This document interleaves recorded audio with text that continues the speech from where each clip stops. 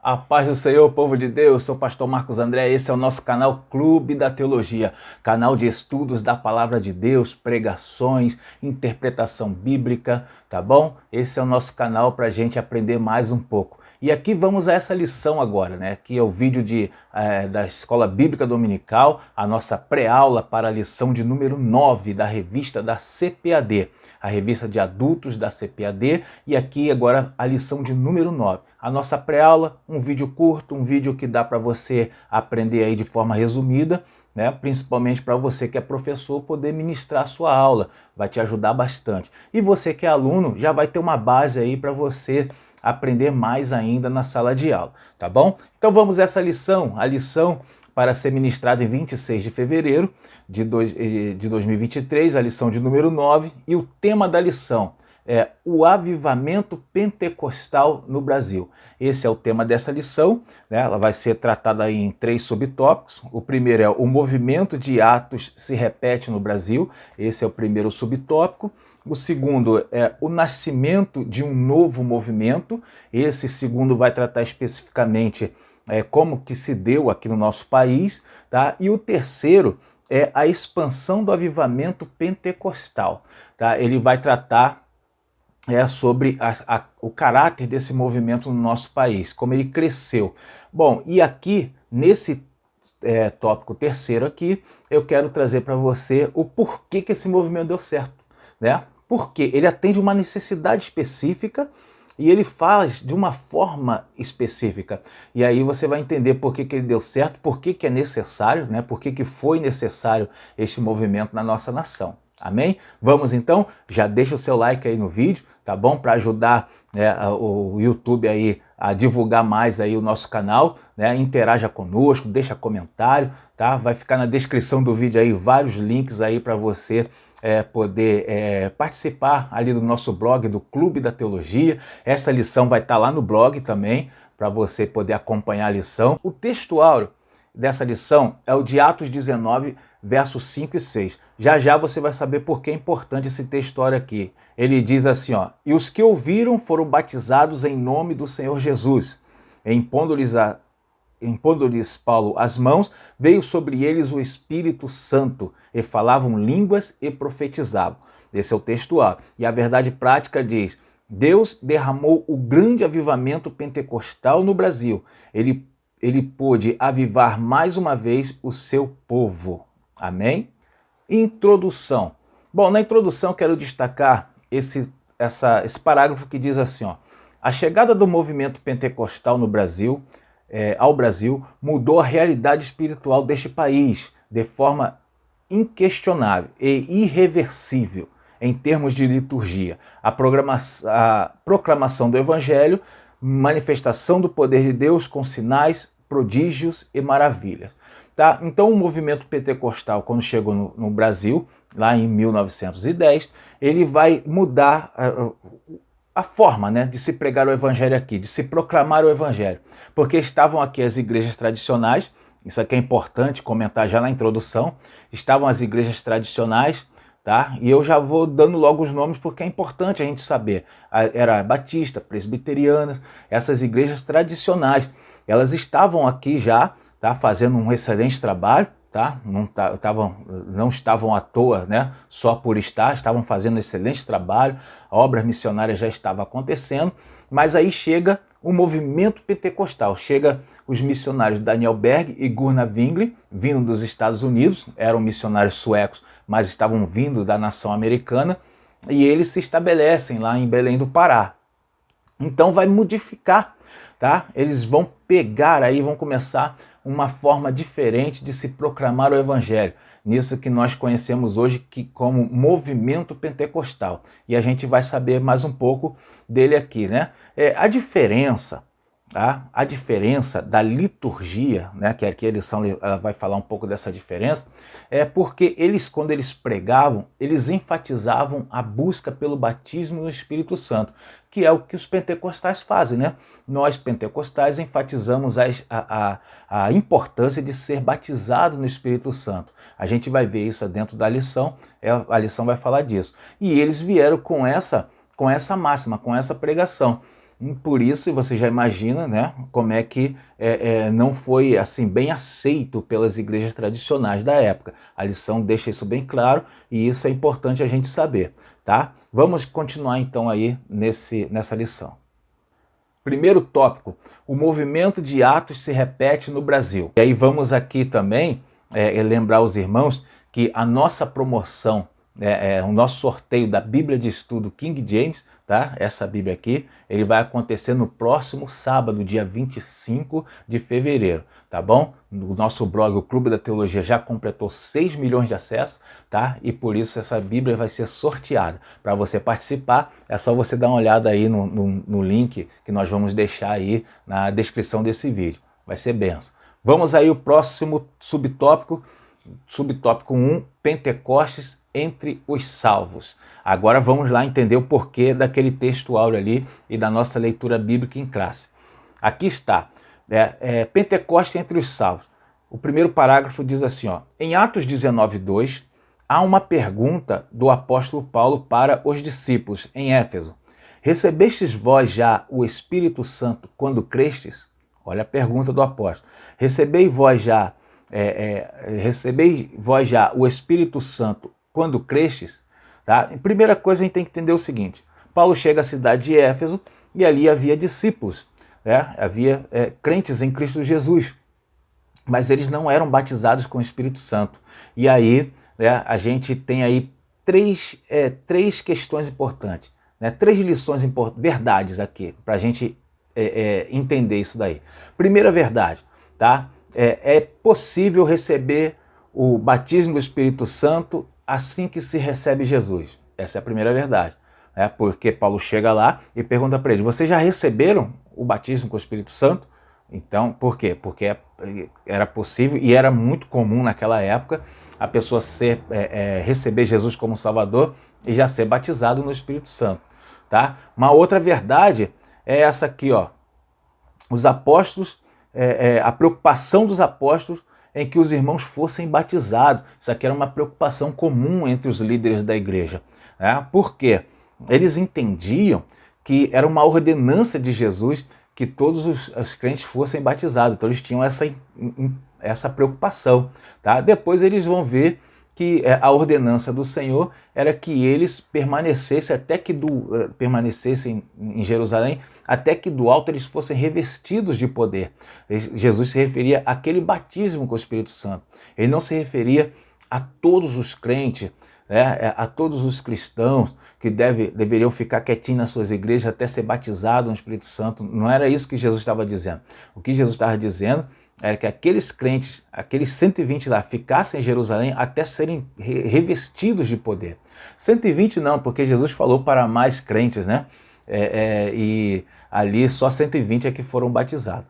Amém, meus irmãos? Então, os apóstolos tinham essa preocupação de que todos deveriam ser batizados, mas na verdade não era necessário todos serem batizados, somente a quem Deus quisesse e quem buscasse também, Bom, e a terceira verdade é essa: é possível ser salvo sem ser batizado. Essa é uma grande verdade, É possível ser salvo sem a pessoa ser batizada no Espírito Santo. Subtópico 2, a plenitude do Espírito Santo. Bom, aqui o primeiro parágrafo ele já diz assim, ó: como vimos em lição anterior, há duas experiências distintas. Isso aqui vale a pena relembrar, Duas experiências distintas no livro de Atos. A primeira é a experiência da salvação, ou seja, a pessoa, ao levantar as mãos, receber Jesus como Salvador, essa pessoa já está salva, ela é salva em Cristo Jesus.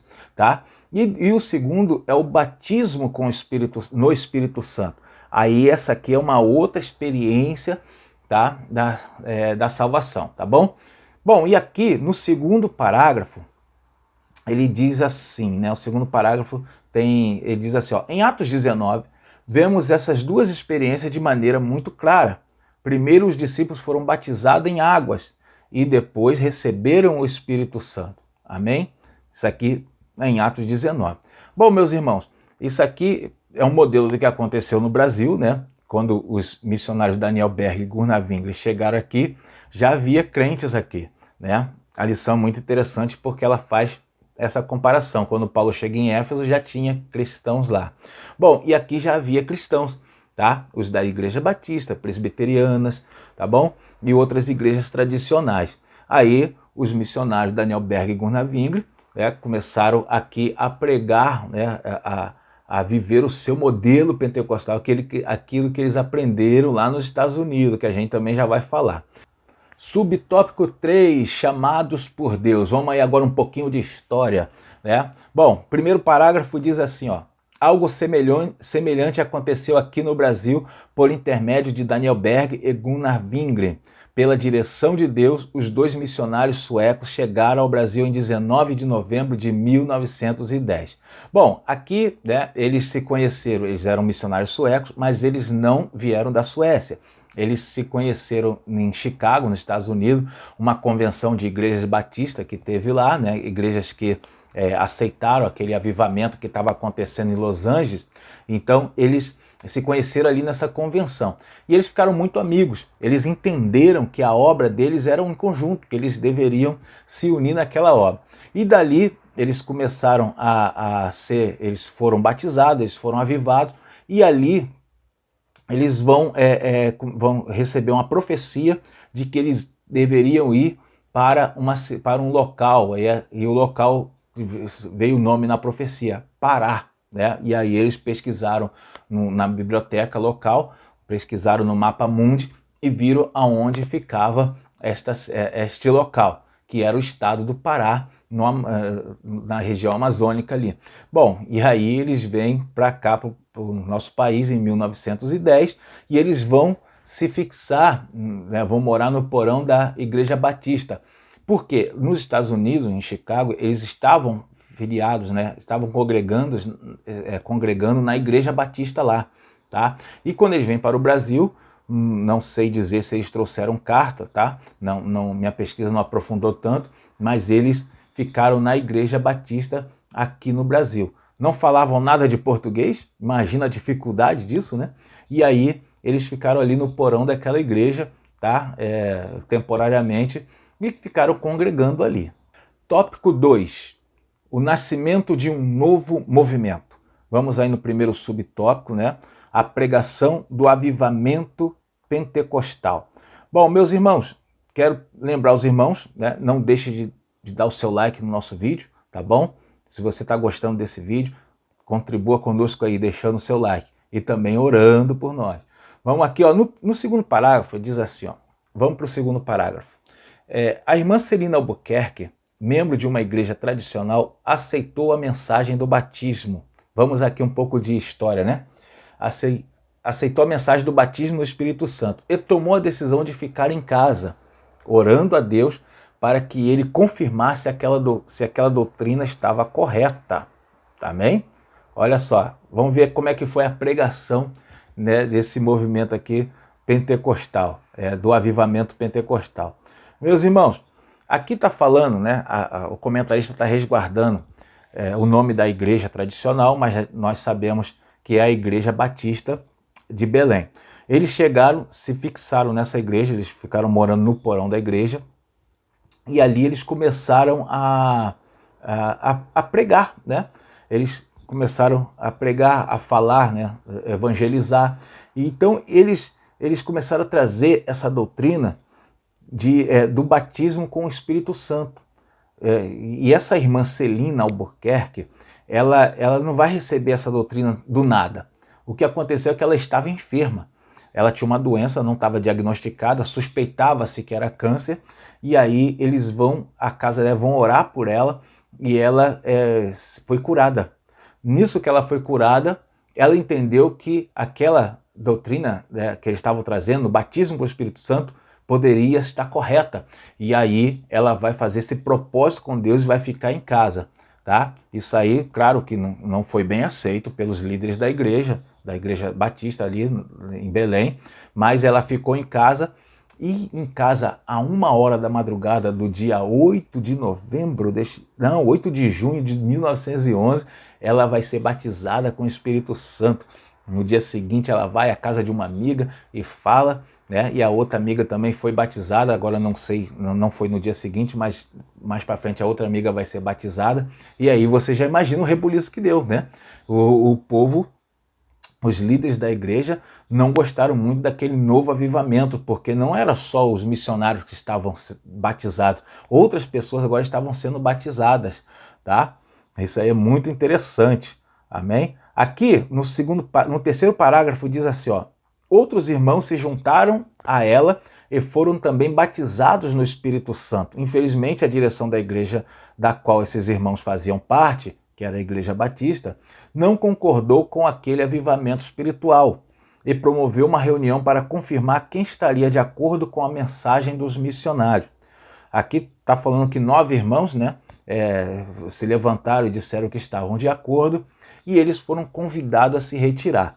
Isso aqui não foi uma punição, isso aqui não foi uma disciplina, tá? E eles não foram expulsos da igreja. Eles foram convidados a se retirar do ministério porque eles não tinham a mesma visão que o ministério tinha, que aquele ministério tinha.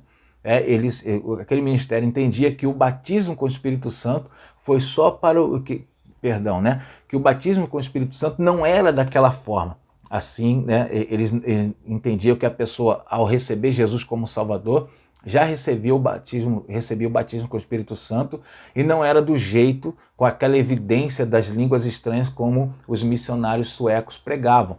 E aí eles convidaram aqueles irmãos a se retirarem do ministério, tá? Por isso você entende melhor agora por que houve aquela divergência, tá bom? E até hoje não é diferente, tá? As igrejas batistas tradicionais, as presbiterianas, todas as tradicionais que não acreditam na evidência inicial do falar em línguas estranhas e não acreditam na atualidade dos dons, todas essas igrejas não aceitam, por exemplo, o movimento pentecostal que a gente apregoa, tá? Não vamos, isso aí não se discute, não é uma coisa que a gente quer promover longos debates sobre isso, não é nossa intenção, tá? O que importa é que o evangelho seja pregado e que vidas sejam salvas, amém? Continuando. Subtópico 2, crescimento e perseguição. Aqui no primeiro parágrafo diz assim, ó: as perseguições contra os pentecostais eram grandes, conforme Jesus disse, Mateus 5:10. Elas se davam na esfera litúrgica, entre outras. Por exemplo, nos primeiros batismos no Pará, alguns inimigos da obra tentaram impedir o ato batismal. Bom, aqui está relatando um ataque, né, que foi feito contra o missionário Gunnar Wingren, tá? Eu não achei, na minha pesquisa, eu não achei menção desse registro, tá? Mas aqui o que acontece é que havia perseguição, sim. Não era aquela perseguição que a gente vê hoje em alguns países asiáticos, e nem tampouco aquelas perseguições que a gente lê na Bíblia, né? Quando Roma perseguia os cristãos. Mas era uma perseguição. Há registros desse ataque aqui, por exemplo, daquele apedrejamento que teve na igreja, numa das igrejas, numa cidade do interior, e outros que acontecia, que há outros registros, outros relatos. Bom, essas perseguições elas aconteciam, tá? Mais pela Igreja Católica. Tá? Muitos líderes católicos, eles tinham grande influência, os padres tinham influência na cidade, e eles não aceitavam aquele movimento. O movimento pentecostal, ele é um movimento que ele ganhava muitas almas, né? Até hoje ele ganha almas, mas naquele período ele ganhava muito mais, por causa da ocorrência de sinais, prodígios, maravilhas, e aí eles ganhavam muitas almas, e aquilo incomodava as autoridades locais, perdão, as autoridades religiosas locais, tá? Na minha pesquisa também eu não encontrei nenhuma referência à perseguição por parte das igrejas tradicionais, tá bom? O que acontecia era o que normal acontece, né? Nenhum pastor de uma igreja evangélica gosta de ver seus membros indo para outra igreja, né? Então isso não se configura uma perseguição, tá? Mas muitos líderes tradicionais não aceitavam aquele movimento, orientavam seus membros a não fazerem parte, né? Mas isso não era uma perseguição. A perseguição mesmo ocorria por causa das lideranças católicas que tinham grande poder de influência nas autoridades das cidades, né? Da polícia, da prefeitura e tudo mais. Subtópico 3, curas divinas. Aqui no primeiro parágrafo diz aqui, ó, diz assim: se houve perseguições e dificuldades no início da obra, também houve intervenções gloriosas de Deus na vida do seu povo. No Diário de um Pioneiro, obra escrita pelo missionário Gunnar Wingre, veja o seguinte relato. E aqui tem uma série de relatos, né, de curas, né, de milagres que foram feitos por aqueles homens de Deus, Daniel Berg e Gunnar Wingre, tá? E aqui, meus irmãos, convém a gente lembrar o seguinte: por que havia muitas curas naquele período? Daniel Berg e Gunnar Wingre, eles tinham um estilo totalmente evangelístico.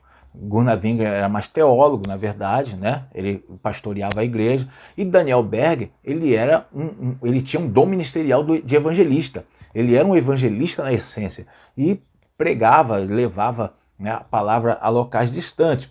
Bom, isso aqui, o que acontece? Foi prometido em Marcos 16, 17, que os sinais seguiriam aos que crerem. Então, essa promessa, ela está dizendo para a gente que conforme as pessoas vão crendo no Evangelho, sinais vão acontecendo. É isso que essa promessa está dizendo. Isso que o Senhor Jesus falou.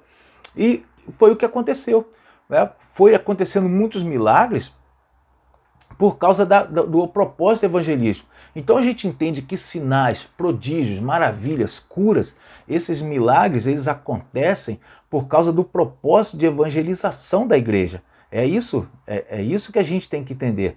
Por isso que acontece sinais e maravilhas. E com isso a gente vai entender também por que não acontecem hoje muitos sinais, né? Isso aqui eu coloco também no meu subsídio, que hoje em dia muitos líderes estão acomodados nas suas igrejas. Existem dois motivos importantes isso aqui, dois motivos básicos pelo qual acontecem poucos sinais, poucos milagres nos dias de hoje. Um principal aí é pela falta de fé, né? Falta de crença. Nós estamos num mundo muito céticos e esse ceticismo entra nas igrejas, né? Esse é um motivo. E é o principal motivo. O outro motivo é porque sinais, prodígios e maravilhas, conforme relata Marcos 16, 17, está associado à evangelização. Esses dons é com o propósito de evangelizar. Então, se as igrejas não evangelizam, se novas almas não são